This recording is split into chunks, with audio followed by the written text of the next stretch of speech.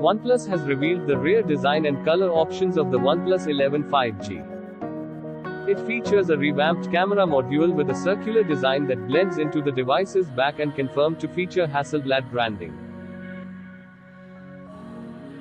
The device is expected to be equipped with a triple camera setup consisting of a 50 megapixels primary camera, 48 megapixels ultra-wide-angle sensor, 32 megapixels telephoto lens and offer a 16 megapixels selfie camera on the front.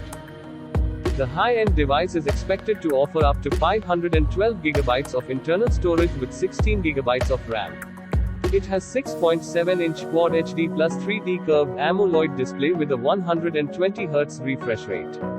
It's powered by a 5000 mAh battery with 100-watt fast charging and it has Snapdragon 8 Gen 2 chipset. It will ship with Android 13 out of the box with Oxygen OS 13 on top. Here below the full specification details of OnePlus 11. There is no information about the price of the OnePlus 11 5G.